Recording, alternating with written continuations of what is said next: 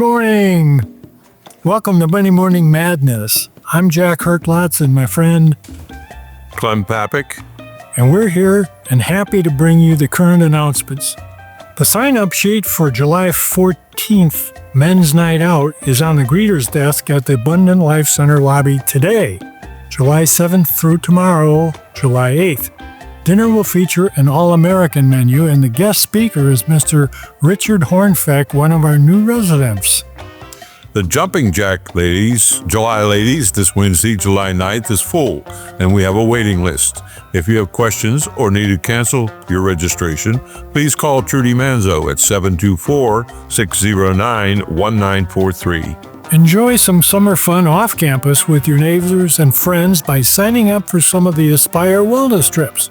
This Wednesday, July 9th, you can go to Fun for All in Cranberry, and next week, on July 14th, a trip to the Rivers Casino. Additional trips this month include Strip District, the Mattress Factory, and Clearview Mall. Complete a class registration form in the Fitness Center. Details are in your new Aspire Wellness brochure. This Thursday, the History Hobos topic will be Butler County. Who knew? Come enjoy this presentation in Shoal on Thursday at 1 p.m. Due to the 4th of July holiday, the monthly Walmart bus trip has been moved to this Friday, July 11th.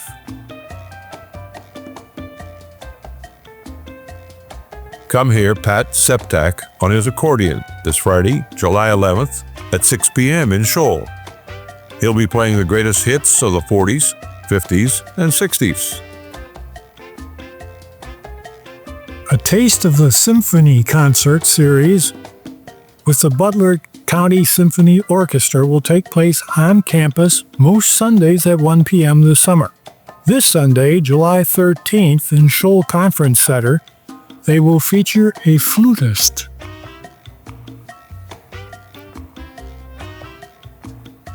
The monthly Veterans Get-Together will be held next Tuesday, July 15th at 10 a.m. in the Barron's Inn. Breakfast is available for purchase in the bistro. A clergy and spouse luncheon will be next Tuesday, July 15th at 1 p.m. in the game room. A celebration of our residential volunteers will take place on Friday, July 25th from 3 to 5 p.m. in Shoal. This is the time when we can honor our volunteers who give unselfishly by providing their services and talents to our community. This event is by invitation only, so please RSVP by June 16th to Kathy Reed at 724-453-5414. Please note that phone number on the paper invitation is incorrect. Entertainment will be provided by singer and piano player Lee Alverson. The Silvis Family Band will be performing in Shoal at 1:30 on Friday, July 18th. Seaman Memorial Church invites you to choose from 3 Sunday services. At 9:15 a.m., there is a service at New Haven Court, and then at 10:30 a.m., there is a service in Seaman Chapel, which is also broadcast live on Channel 900. And finally, at 10:45 a.m., there is a service at Wittenberg Place. A Catholic communion service is held in Seaman Chapel on Thursday mornings at 10:30 a.m. The Zelian Opal Water Department is conducting maintenance for the water distribution system through the end of July.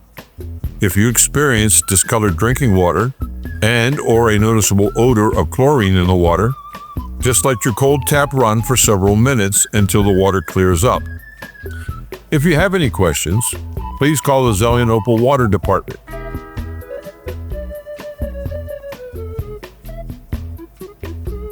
The Gently Used Shop has new summer hours. It's open on Tuesdays and Thursdays from 10 a.m. till 3 p.m. and also on Wednesdays from 10 a.m. till 3 p.m. based on available staffing. The Gently Used Shop is located just down the hallway from the creamery and resells high-end clothing, jewelry, and home goods.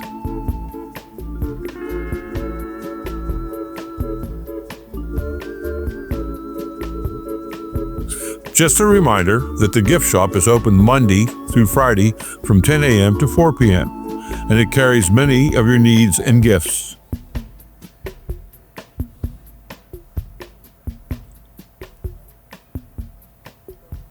Thank you for watching this edition of Monday Morning Madness. If you missed any of the information, you can find it on the Channel 900 slides or in the Life and Times. Please continue to watch Channel 900 throughout the week for daily updates and cancellations. And if you're interested in reading the announcement sometime, just stop by the Media Services office next to the Creamery and talk with Owen.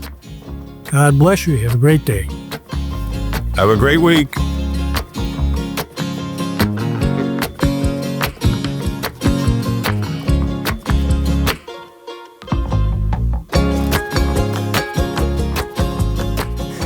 My name is Corey Limer.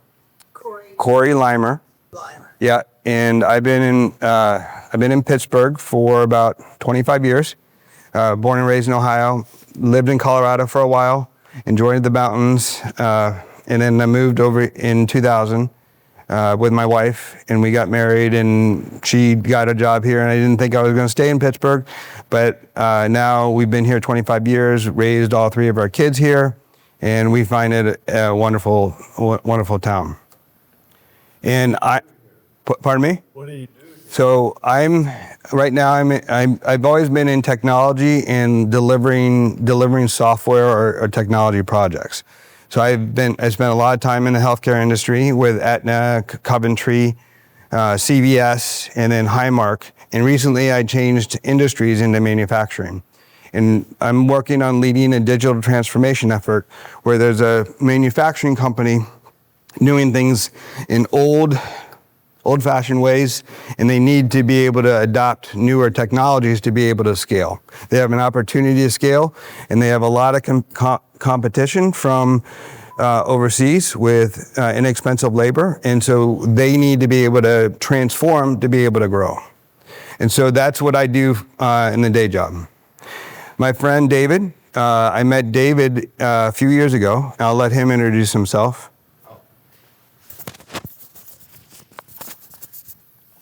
Okay. Good afternoon, my name is David. I'm originally from Nigeria.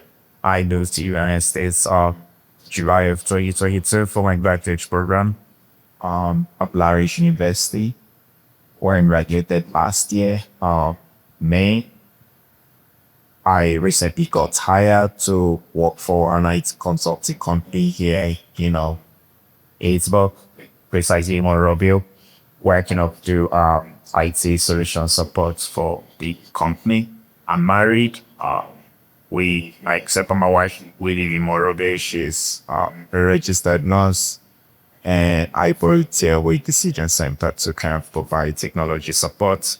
And as a matter of fact, I got to know this place through Corey, who has been helpful to my journey here in the United States, helping me to network, and also kind of be involved in doing any for work.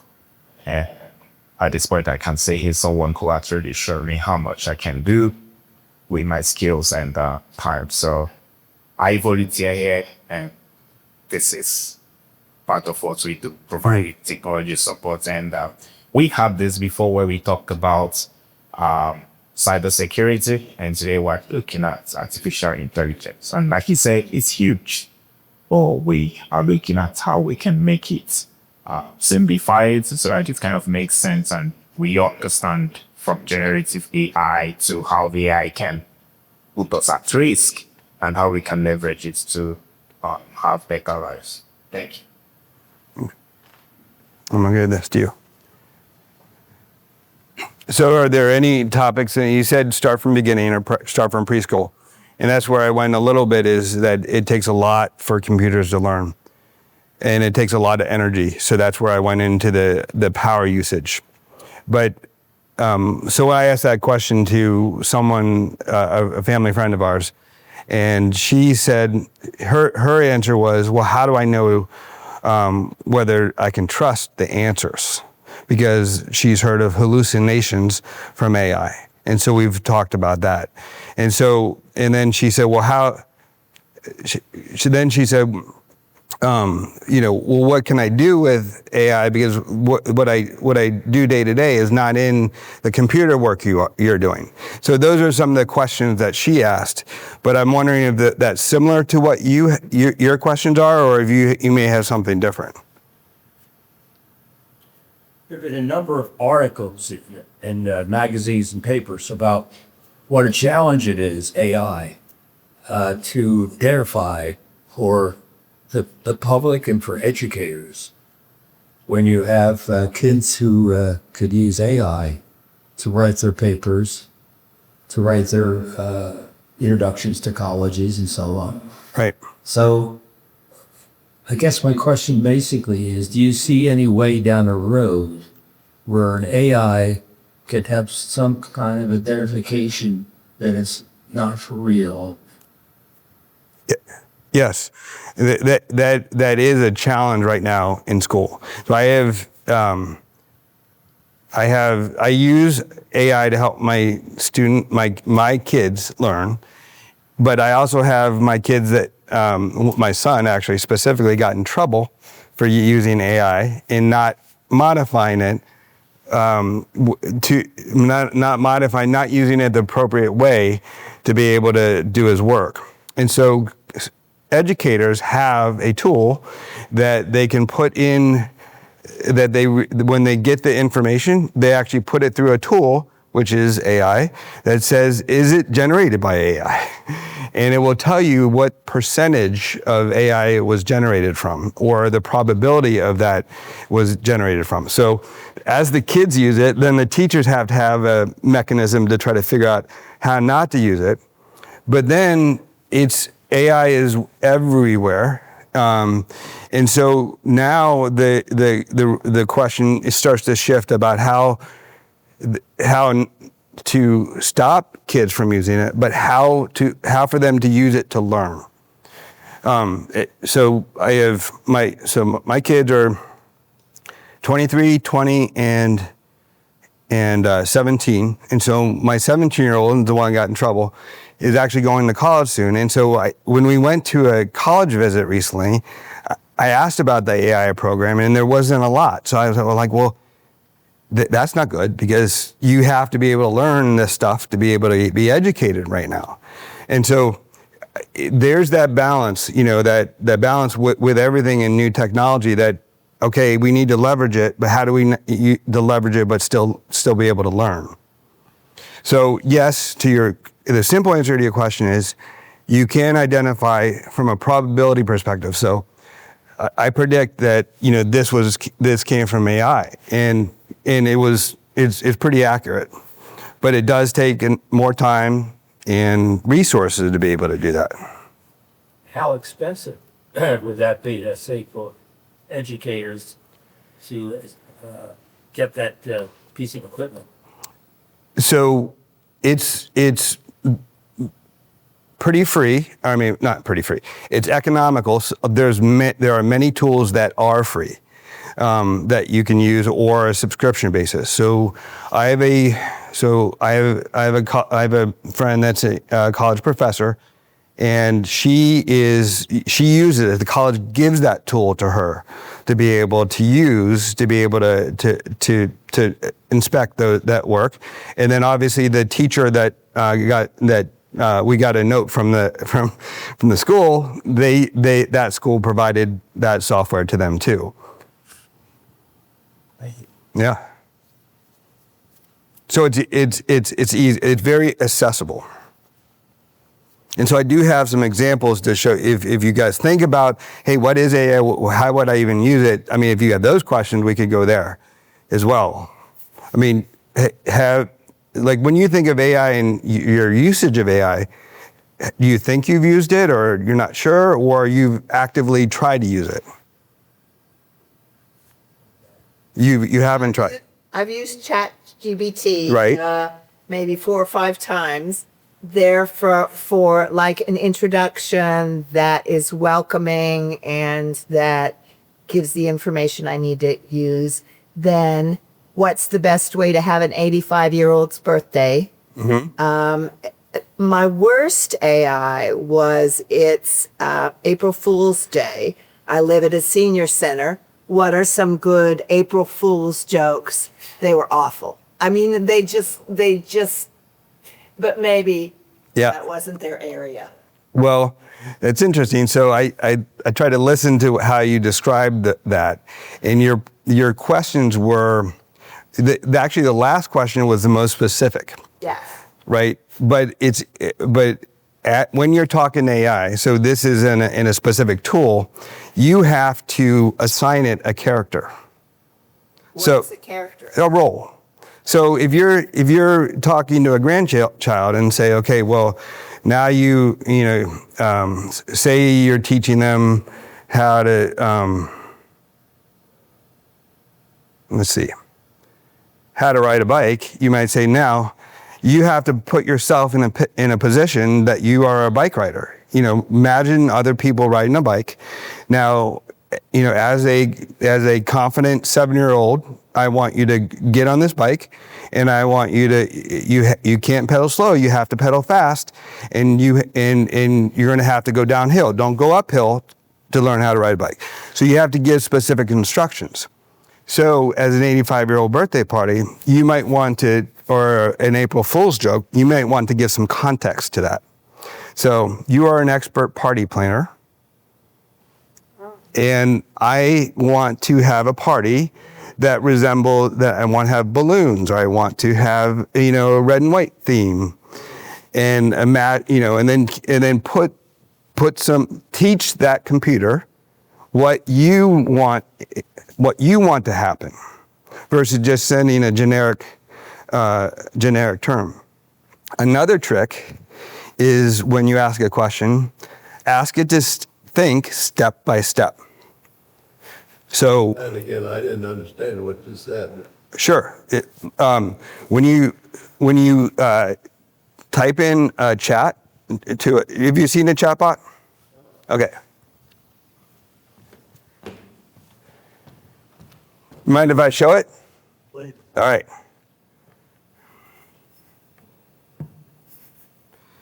All right.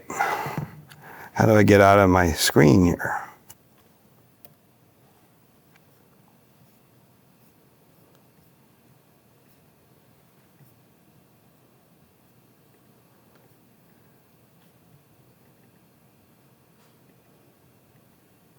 Okay, so this is what you call a chatbot. So a chatbot is a conversational application like ChatGPT. There are many names for chatbots. There's many chatbots. And so ChatGPT comes from OpenAI.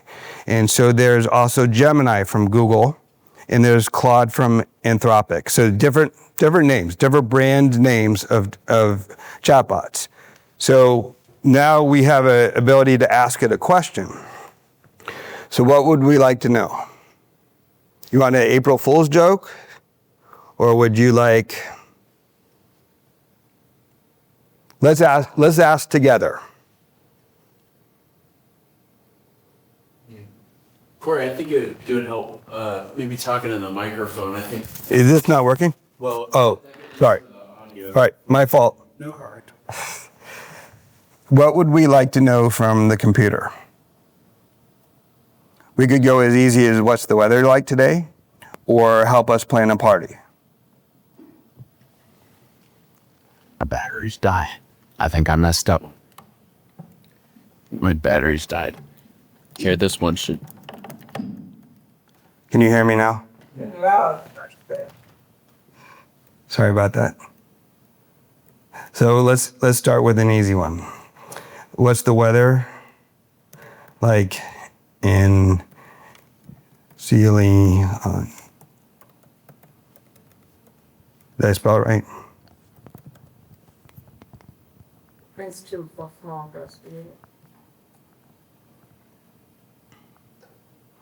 So this is the chatbot thinking.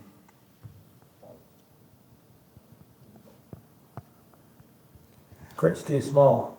Yeah, it sure is, isn't it? Let me see if I can get it bigger. It's even smaller, right?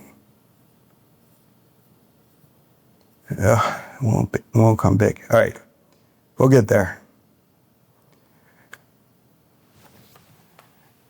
So this is just a question. The top, I just asked it a question. So the computer is actually thinking through the steps, and then it said that it gave the weather for this evening. But that was a very generic ask or a question. So What sources does it use to find the answer to the weather? So some chatbots have access to the internet, so it can decide that the weather needs to have current information, and so it goes to the weather. And what it's actually doing is predicting it. So then it goes to the weather and it finds out the answer, and then it brings it back. But most answers, that the way that you can speak to it from a common language perspective is called a LLM, and that's a big set of data that it goes in and it knows what other people have asked, and so it repeats it back in similar answers. So a chatbot is good for retrieving information that has already occurred. In this case, we did the weather because it was able to get to the internet. But most times the chatbot is good for summarizing or synthesizing large amounts of data. So, but let me get back to the question about teaching a computer by setting it a role. Let me go in. We have no idea what you're looking at. I'll make it big in a second. I was gonna say I've used this display settings, and you know how you can choose like how if you go to Apple, like Apple top left, then you do like then you go to like Display. maybe like display, yeah. Hey, David. While I'm trying to get my display settings, you might be able to help answer some questions that I'm struggling with.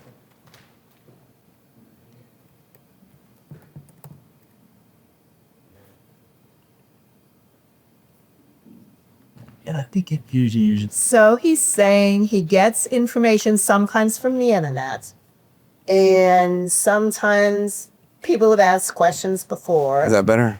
And what are the other maybe just go to ways main that it directory. gets knowledge? All right.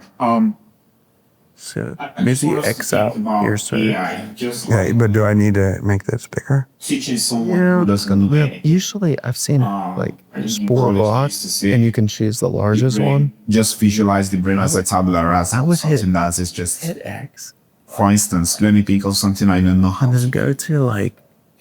I don't know how to. Go ahead, you want to drive? Yeah, is it okay? I don't know how to bake.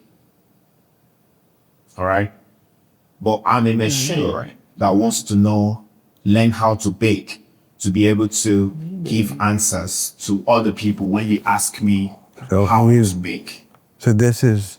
So your question is, where is this AI? This one means. Where is the source? So what happens is that AI is actually trained by people. For instance, you can come today and say to AI, let me just give an example. My parents in my country, Nigeria, they are planning an event on Sunday. I wanted to know if it's going to rain in my village, in my community on Sunday. There are some remote countries in Africa that somehow the satellite has not been able to increase their information. Yeah. You see. But the thing is that as people keep giving some of those queries online, you can have something like, oh, I do not have any results for this particular thing. Nice. And after 2 weeks, Which one? you'll be surprised when you go back and ask AI Okay. a particular That thing. menu bar though. It has tons there. of Got it. answers for you. There you So go. AI is actually learning from prompts. No, that's There's limited Video knowledge stream. that is put into it by the creators of this AI. If you go back to your Then as people send in queries, the AI is learning to get more intelligent. bill. Move it. So let me see if I can find something that's not so small. Somebody can say, let's train this machine to give the basic baking skills.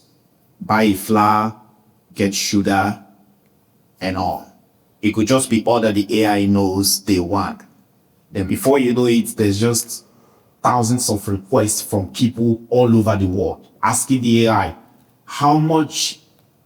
what's the quantity of sugar I should use?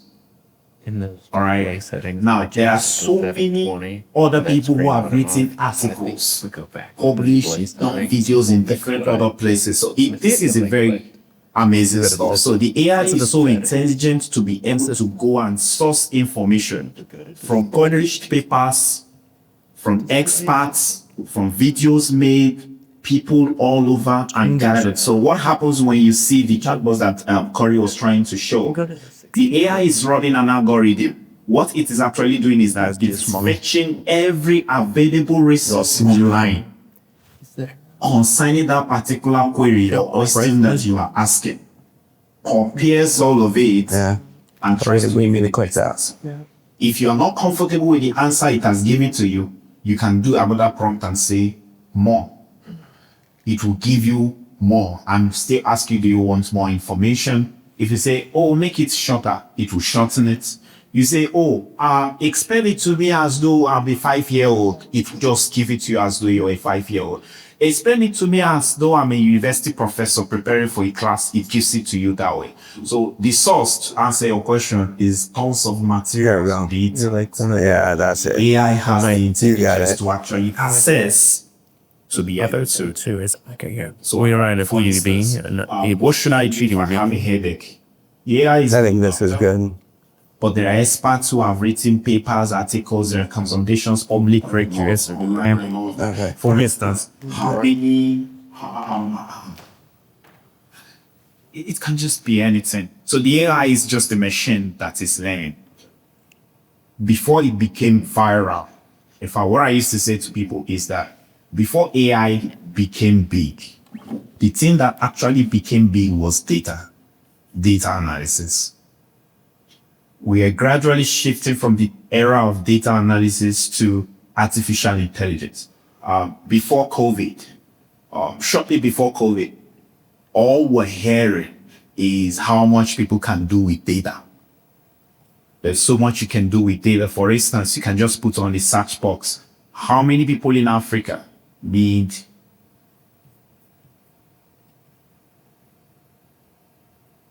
Clean water. clean water? Right? There are people who, there was this project I did when I moved to the States in a data analysis class.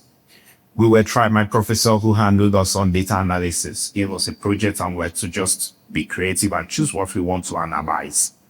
I wanted to do something fun, and I led my group to do a project on what is the impact of screen time, how much people spend looking at their phone. What is the correlation with the divorce rates in Mexico? That was my analysis. And we went to their bureau, their data, like government, this is where they have public data, divorce rates, age bracket. We went to Facebook, Instagram, their public records on how much time people in Mexico spend watching TV, pressing their phone, using tablets, using computers.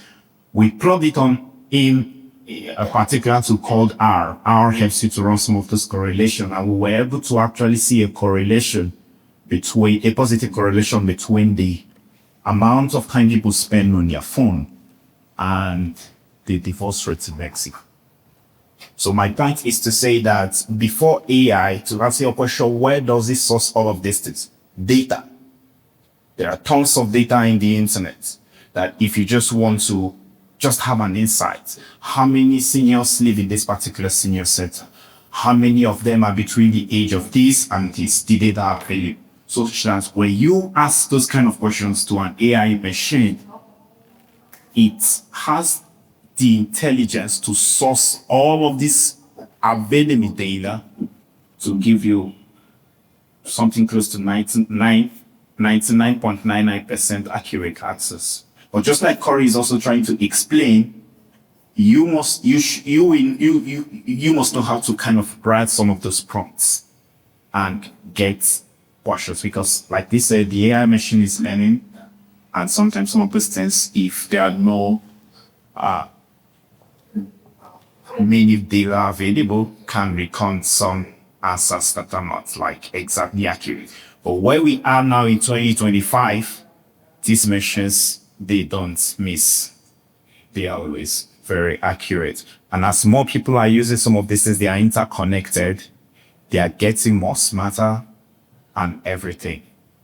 In fact, each time I'm driving, and this is the only place I come to when I'm coming to this part of town. Each time I leave town, I leave Monrovia, and I leave downtown, the intelligence of my phone knows that I'm either going to La Roche or I'm heading to this place. I don't even need to kind of say to it, take me to this place. It's already prompting a suggestion. Are you headed to the senior center and all of that? Why? It's picking my data. If your Google search is on, the moment you finish eating in a restaurant, it's asking you, do you want to leave a review? When you pick up your phone, it's already tracked that you were at Olive Garden. So the point is that the AI interacts with data to be able to understand some of these things. No, excellent point. And I think that you made an excellent point, the fact that AI is not just a chat GPT. AI is around us with what we do. So it is in our phones to be able to search that data that you're talking about. And so if anyone has Netflix or a TV subscription and you're watching a show and it suggests a different show, that's a very similar, that is AI, but is similar to what David's saying, is it's a computer trying to think about what you'll watch next. And so then it always is offering suggestions. And the way they make money is the more you watch, the more that you want to watch. And so it keeps on going. And then if David's doesn't have his phone with him, then he can always use the GPS in the car. And the GPS is also an AI because it figures out how to get the best route. And if you have the traffic feed hooked up, it will even tell you to move around the traffic and go to a different direction. So so AI is more than just an interface with ChatGPT. It's more and more embedded into the things we do. There's another example on the screen that talks about online shopping, right? So Alexa tells me if I'm running low on a certain item, and then whether or not I should put it in my cart or not. So that's that same algorithm as David is talking, and David had a excellent point about the data, because it collects that data about us and everything else. And that's when that LLM, you might heard, a large language model. That's all that data and a big data repository. And then now there are email tools that you can help craft an email to people, or letters, or to move emails from, like, to mark emails from your family as important, where or another example of AI in email is the spam. Oftentimes we get lots of spam in our inbox, but there's also a lot of other spam that we don't get because it goes into the junk folder.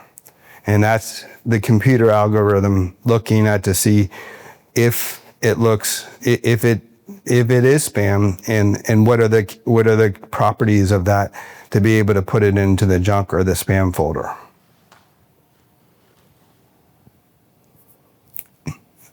A big big item from a healthcare perspective is this reading x-rays that this is talking about. I don't know if you can see this. We attempted to make this bigger. I know it's not that big. So both David and my wife are both in the healthcare field, and so that is a tool that AI to be able to, like these X-rays, is that X-rays often look for very minor items in a grainy picture, and so that computer then can help look for items where someone that has been on a 11, 12-hour shift may not see. So it is sometimes a reinforcement or sometimes a backup. The one thing that that AI can't do is they can't think for the future. So, for an example, if you think about the diseases, it only knows about the diseases that have happened in the past. It may be able to predict something going forward, but the X-ray example, it knows the shape, it learns from all those pictures, like the thousands of cats. If a cat all of a sudden had horns, then it wouldn't know what it is because it's different. So it only knows from what it was told and what it's stored in its repository. And I hear that AI will be helpful in creating cures for diseases. How will that happen? So one of the ways I think it can happen is that cures for diseases and physicians or researchers have to read lots of material, hundreds of research papers, and there's so many research papers that it's hard to keep up, especially when you have a job that you're in a life you're able to do something, then you have to find additional time to be able to research this. And so then that computer then can help read through that material and summarize it or pick up key items. So if you're looking for research on XYZ or what characteristics. Thank you so much. Of a certain gene or a cell, it will help you be able to identify or reduce the scope of the research. Mm-hmm.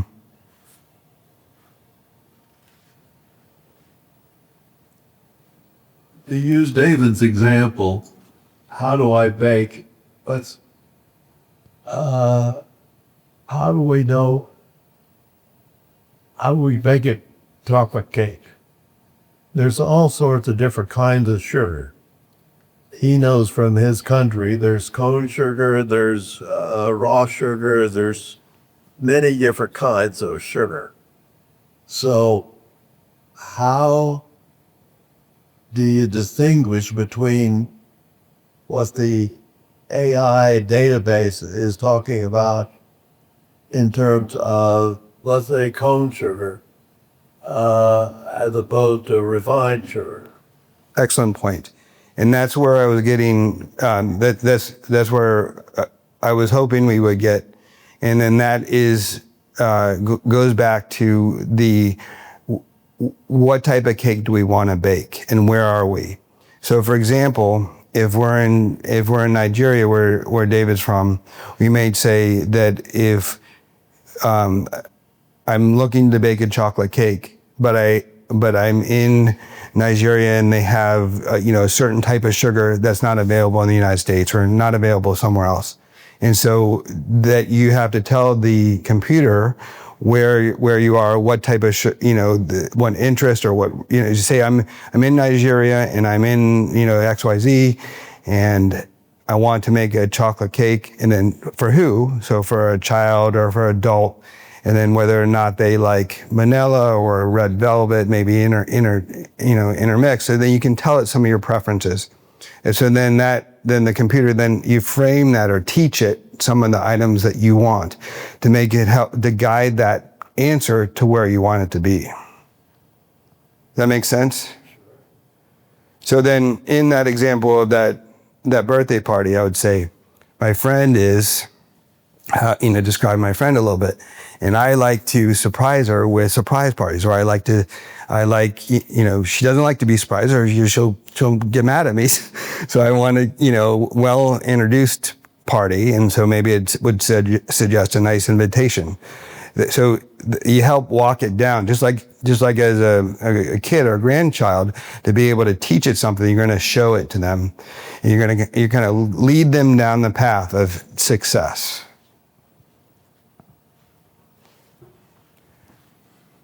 Mm-hmm.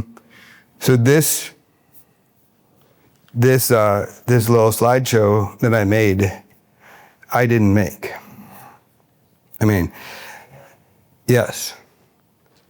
And this is where I was going with the small writing. But my question was, as an AI expert and technologist, provide the definitions of the most important terms in artificial intelligence. What terms are important to define? And so it gave me an answer about core AI concepts, learning paradigms. And then eventually I did ask it,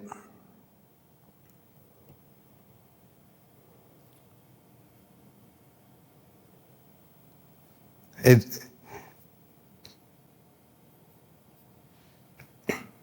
a learning expert, think step by step and provide a couple of PowerPoint slides or visualizations that explain these concepts very simply to an audience of older adults that are not familiar with technology. So I asked it several questions.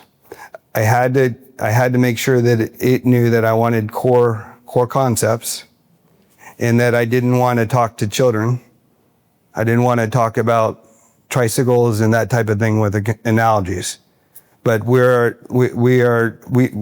have more experience than the grandchildren, so we have a different mindset of where we're going, right? So that is a way to interact, to help guide that computer through where you want. So one is have it give that computer a role and guide them on the path you want to take, but then ask follow-up questions. And you can even be a critic.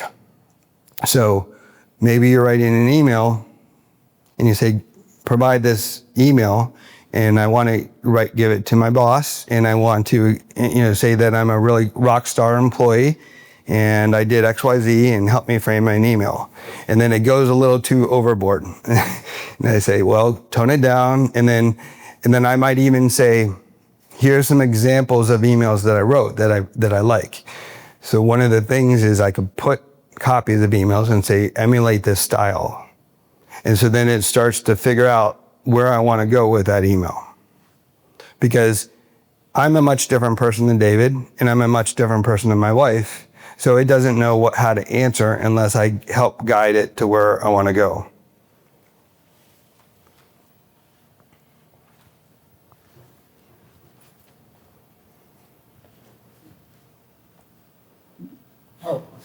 See here. Getting back to education. So if a kid writing a college, a paper to get into college, and he wants to show that he's really an expert, let's say, in computers or some field, could he ask AI to write that paper? Of course. And how would you check that? With that machine that you're talking about? Right. Yeah. Right. So it's a game, because the student could probably have access to that software too and see how it was different. Or you can also say, what are the most common words or phrases that AI uses? And then you get a list, and then you say, don't use these terms. And then you can ask another question. How can you make this paper sound more like it came from a human?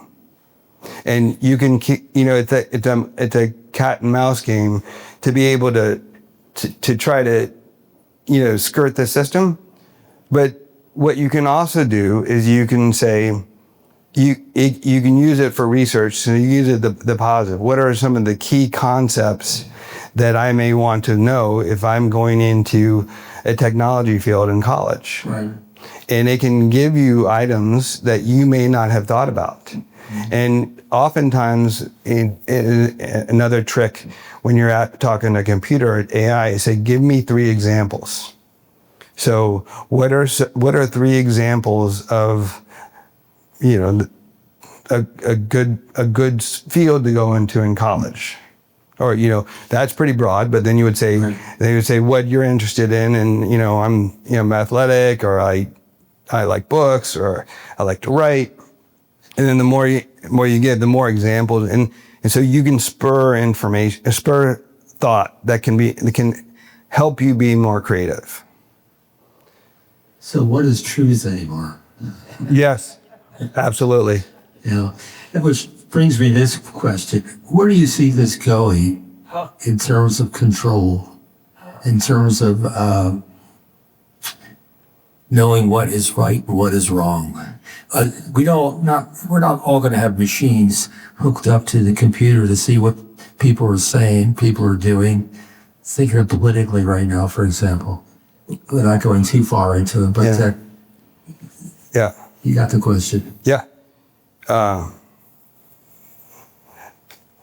It's a tough one because and I think it may go back on your outlook of life in general, because someone can look at a busy highway and be stuck in it, and there are 2 people can take this same situation many different ways.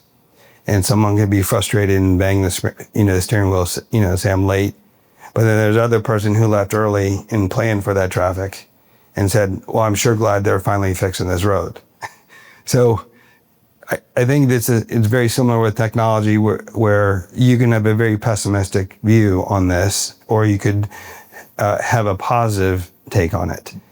My feeling is that AI or computers will be intertwined in our lives. Many things. I mean, medical devices in our body, I'm sure, monitoring our health or our status, or, being able to, automatically connect our health to our doctors, or, all kinds of crazy stuff. But it's just like that tool for teaching. It's the same concept that people can use it for good and bad. And there's going to be a struggle for years and years. And there always has been, right? Oil. So oil is a wonderful thing if you need to power items, right? But it can also lead to, violence and, wars and pollution and many other things too. So I think it's that same, it's just a technology that we're dealing with, that just like anything else, that not anything else, but it's a similar technology in terms that it can be used for good and bad.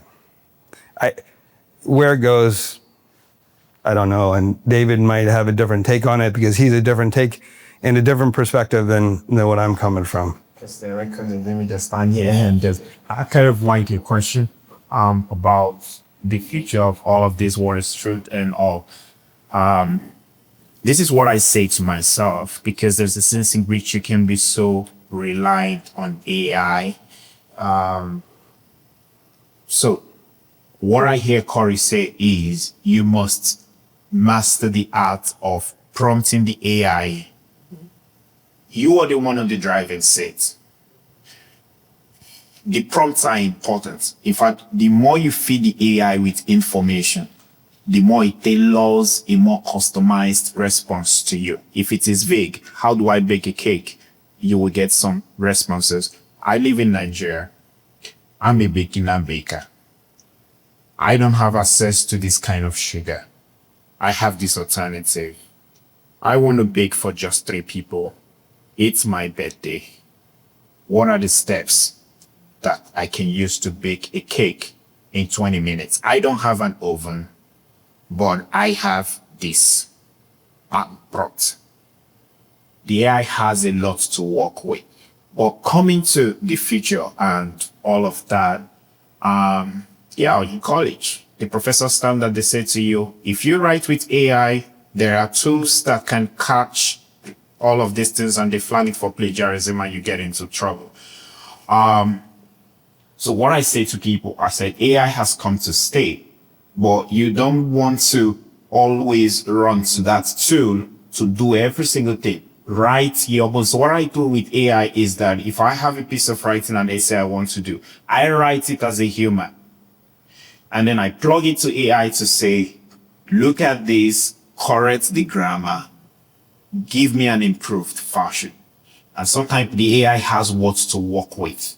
By the time it gives you the results and you look at it, you can say, okay, you can take what AI has given to you and keep working on it, customizing it, and all of that. There's no student today who is not using artificial intelligence. But the difference between a smart student and somebody who is mastering how to just go to AI, say, write me an essay about this, and AI just gives you almost what it would have given every other student. By the time the professor plugs it into the checking tool, he says, hey, this is 86% generated by AI. You just get into trouble.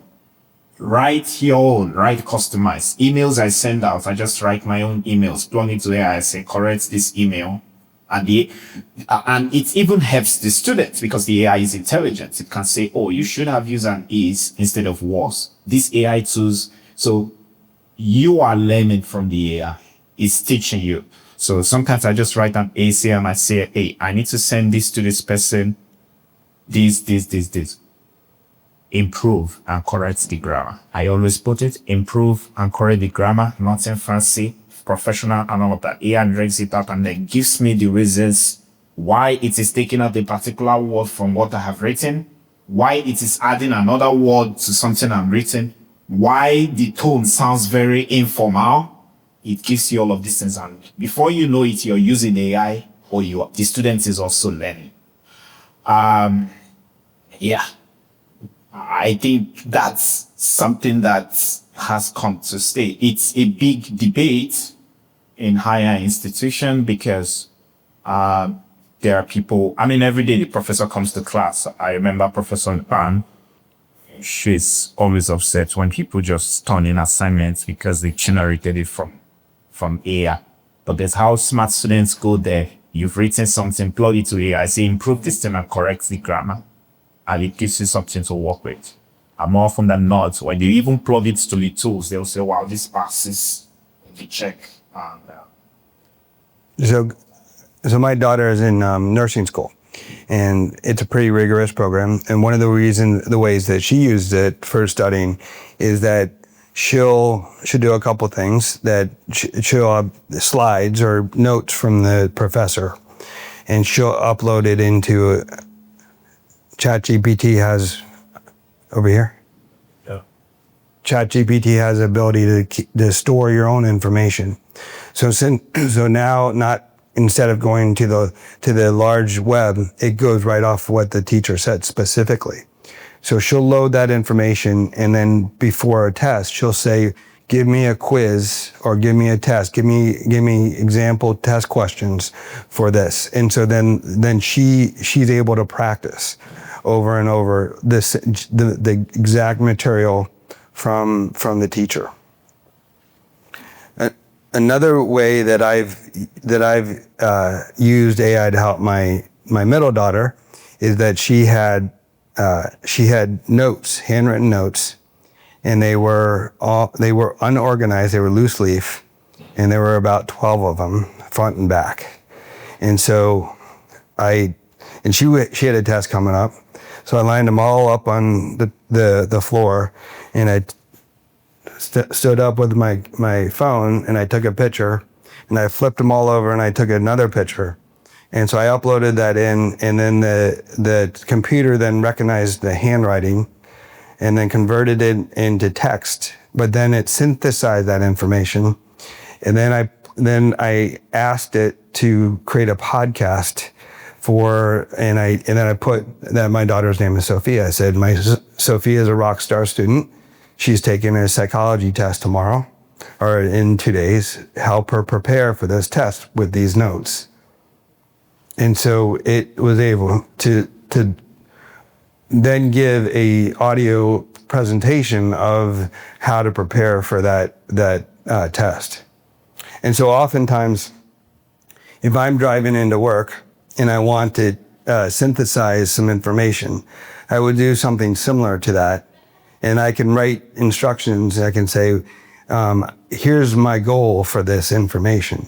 And then I plug it in and then it creates it. And then by the time I get in my car, I'll play the audio or the podcast and be able to listen to it on the way in.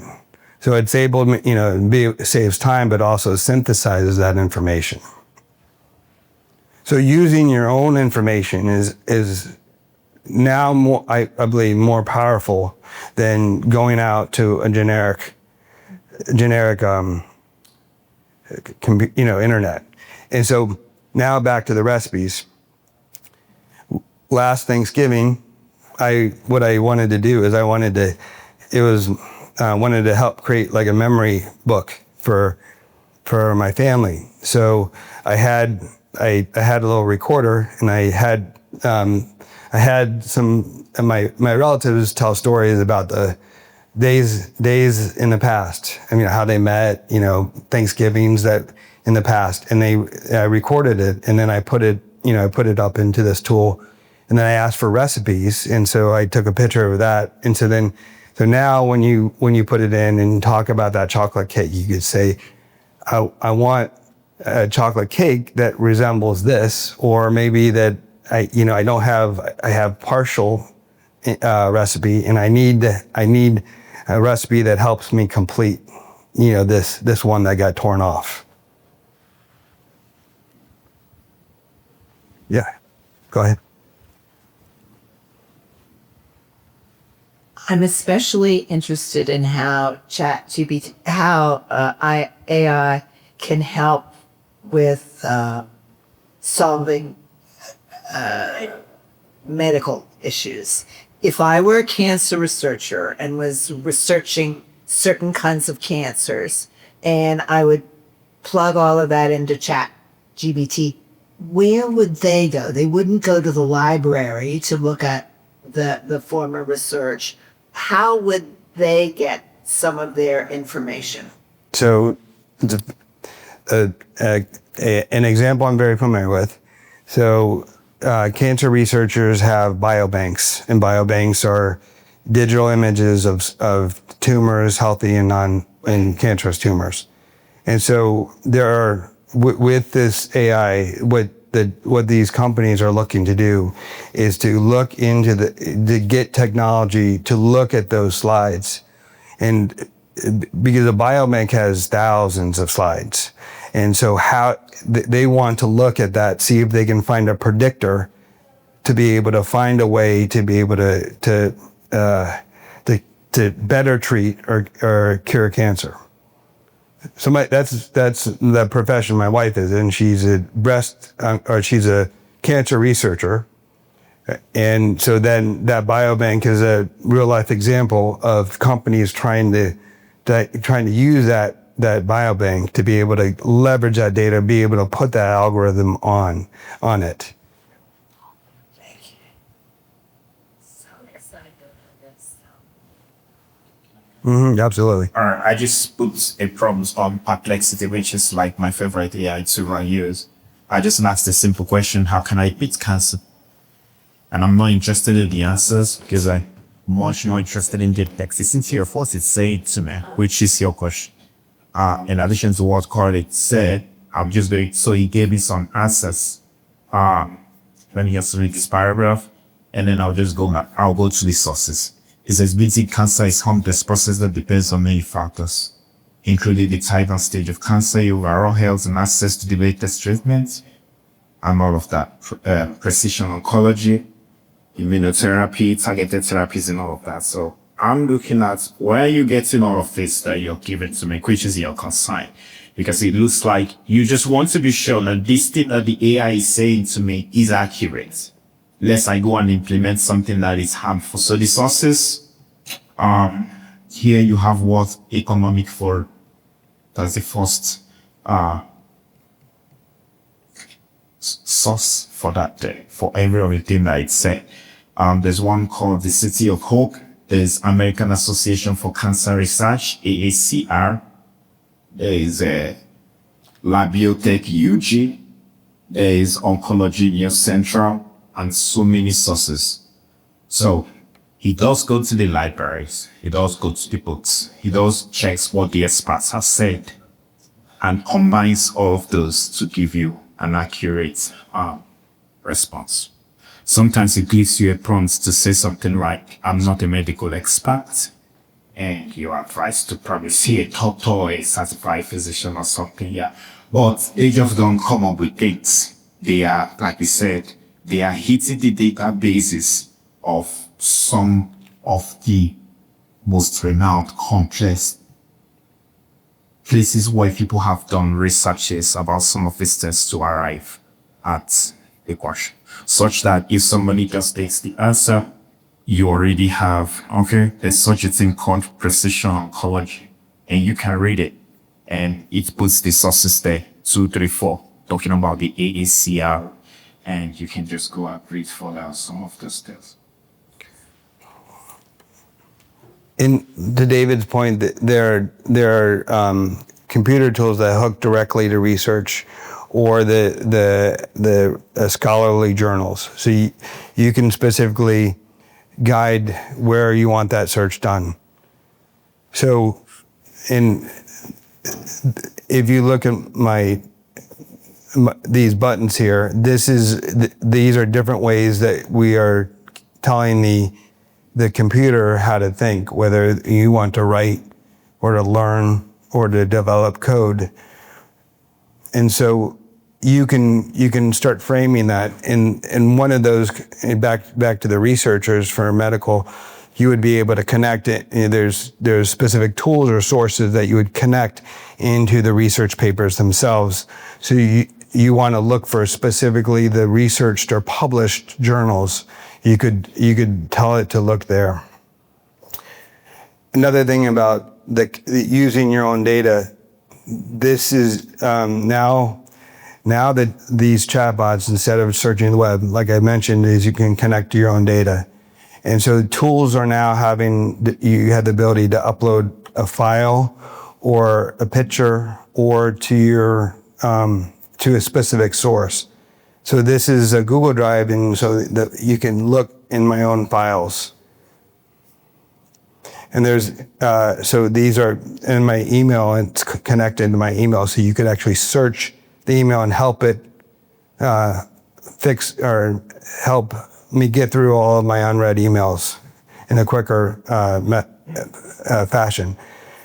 Now, on the flip side, someone like me who wants to figure out the best way usually spends too much time figuring out how to figure out the best way, and I could have probably done it the old-fashioned way a lot quicker. So, the question related to the real situation, but if we have a relative who needed a serious operation, he had choices to a hospital in Dallas, Texas, one in Philadelphia, one here, and one somewhere else. Now, would AI be able to help? This is water over the dam now, but would AI be able to help with kind of information to help you make that kind of decision? So one of the things you want to be careful about in general is using AI for financial, legal, or health type advice, because as it matures, it's still a quote unquote teenager. So it might not, so to be able to trust it with your life, so to speak, or your finances, that's something you always want to be able to be cautious about. That being said, is that you can ask a lot of questions to get ideas. So you can ask that, yes, what are the ratings of these hospitals? What are the best known doctors at the hospitals? What are, you can start asking questions that you would ask maybe someone that you may talk to a neighbor that's familiar with the situation.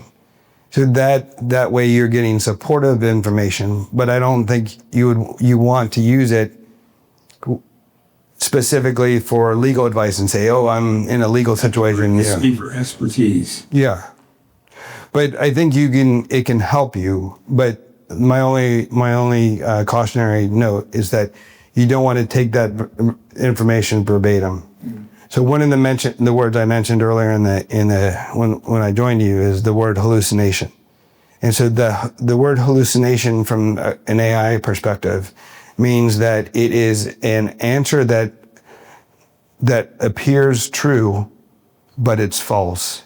So it doesn't have the information, but it makes up a statement that looks completely true, but it is false. What David did is a very smart thing to be able to validate that truthfulness. And so what he did was, when he asked that question, he looked at the sources. So where are you getting that data? And so he could trace back. And you can even ask the computer, only give me factual information.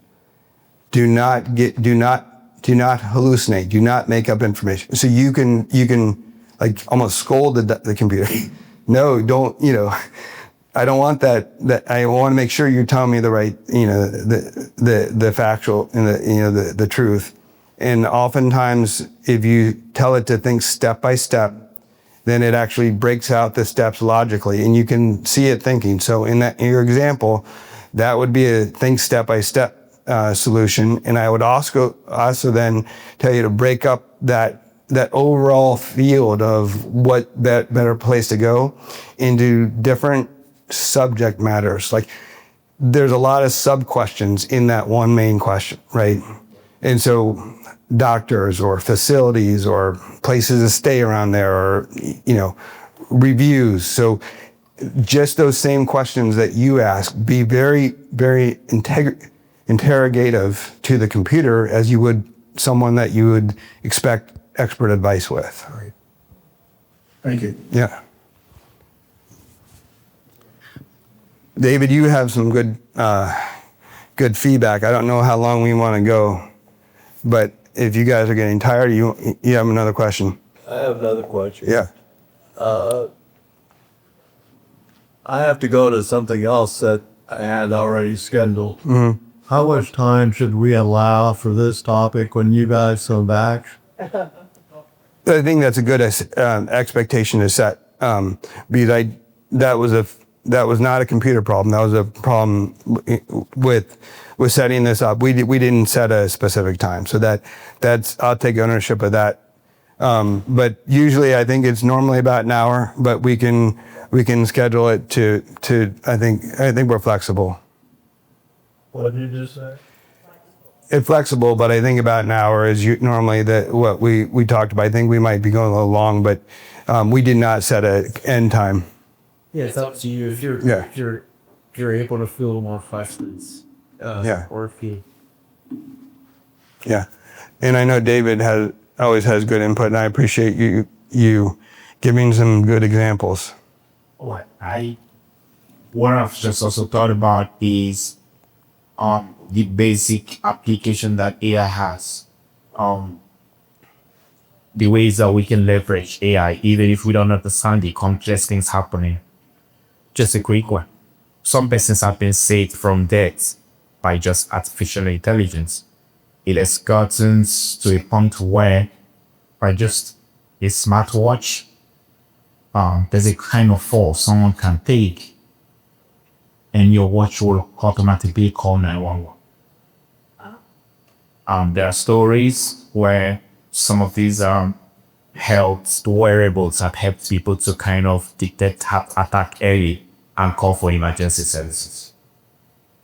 That my watch has done that by accident, actually. Yeah. There was a bee on my leg, and I was swatting it, and it thought I was in trouble. Yeah. So when I think of AI, I just kind of think of how can it really be of benefit. Some of the latest 2025, 2024, 2023 cars are AI powered, such that there are some hits that you will take, and even without you saying anything, it's calling 911 immediately. Sometimes when you fear off a track, it kind of gets you a caution. I had a rented car. It's just one kind. When I came to the States, it kind of gives you a prompt, keep your hands on the wheels. And those kind of assisted technology kind of things are things I feel are very, very helpful. Things like Alexa. Sometimes when I'm bored at home, I just say, hey, Alexa, what is happening in the Democratic Republic of Congo? It gives me news. I gives me different sources.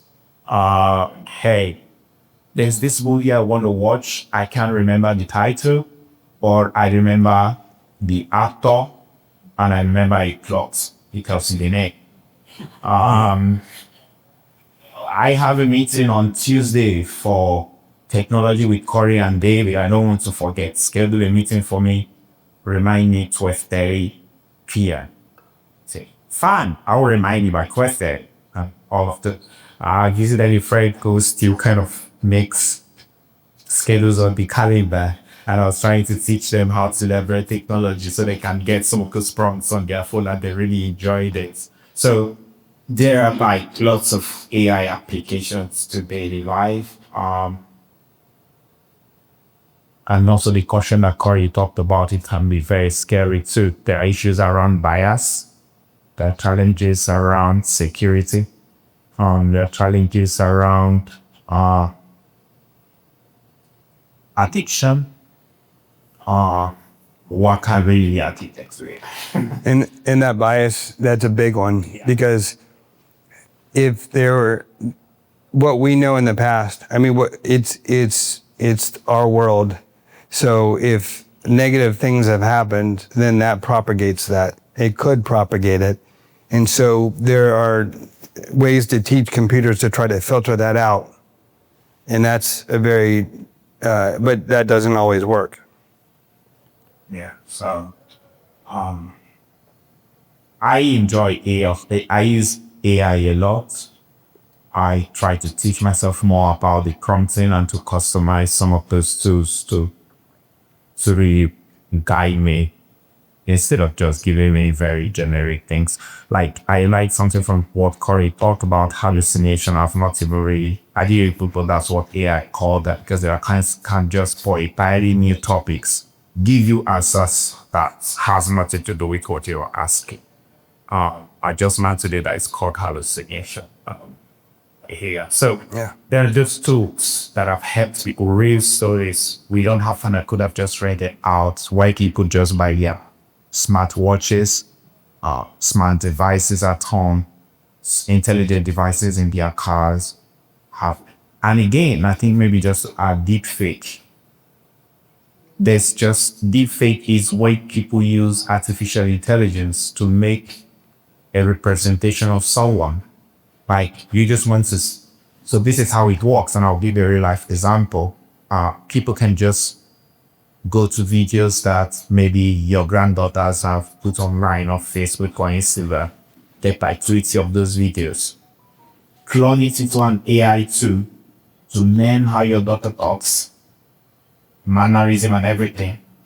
Use it to produce a version of your daughter saying some things to you, such that when you are looking at the video, you will say, this is my daughter. Now, what some people are doing, in fact, I will say that research in Africa is that for some people who want to sell a product, they use some of those deep fake to represent CEOs or members of top organizations saying some things about a particular product that caused a trouble. In fact, they did one about with diabetics, and it's causing some troubles in my country of origin and all of that. So deep fake is also, so when you're looking at the video on Instagram or YouTube, some of them are deep fake videos, especially just like Corey said, things around finance, health, and legal.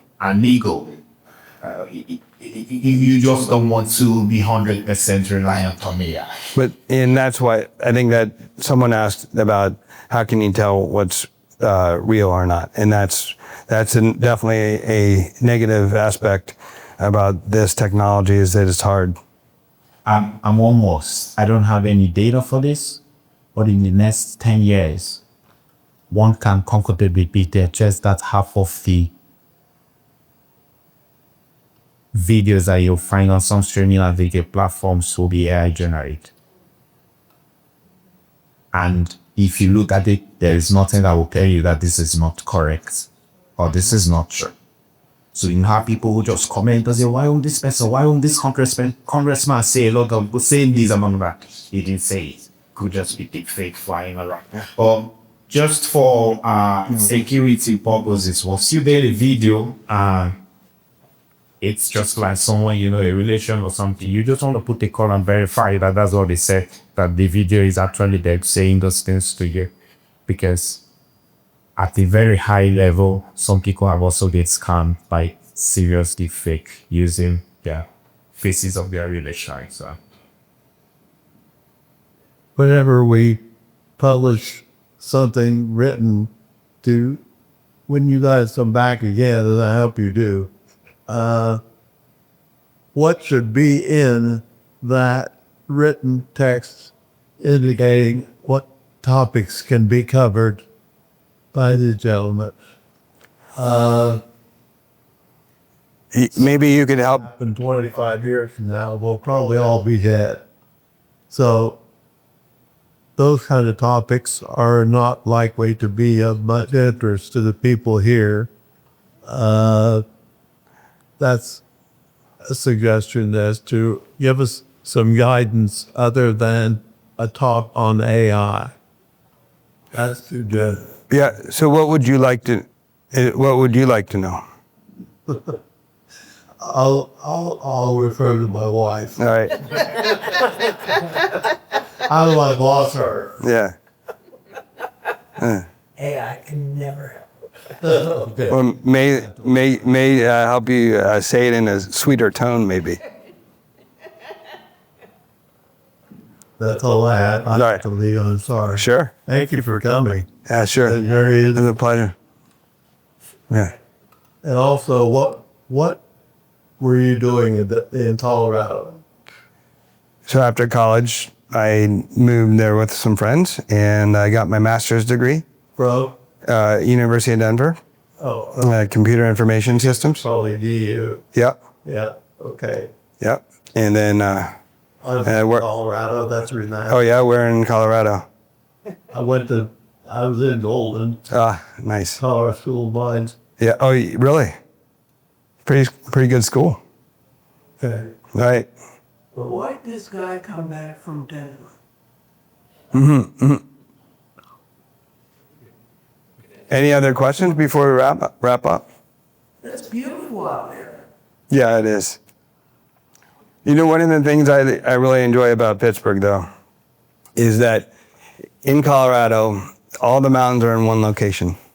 And so to be For our hoagies up, Benji. what's that? You like us for our hoagies, don't you? Yeah. Yeah. But one thing about Pittsburgh is that there's ability to see parks and trails everywhere around the city, not just one location. So you don't get a traffic jam going to the mountains. Thank you. Thank you. Thank you. Nice. It's great. Good. I need. All right. Perfect. Exciting. Such interesting. Yeah. Yeah. Yeah, and I think for today, we didn't know exactly what everyone wanted to have covered, and I think Corey was skilled in coming with an open mind to be able to tailor the information he has to your specific interests. So thank you so much, Corey and David, for being so open to field a question and to talk to each individual person. So I think it was strong. And it's great for you to tell us other things that we all use with AI. I mean, cars and phones and you need to have some kind of list to see the things that you covered. So history of AI, that's really definitely, Yeah, and advertising because these guys are great. Yeah, I think that it's such a broad topic. I think now that they have somewhat of a better understanding of what your all's interests are used. I think they didn't know that anybody has actually used it as far as the text form and video form, like a couple individuals here. Yeah. We'll do more. Yeah. Did you enjoy it? But very much. Thank you.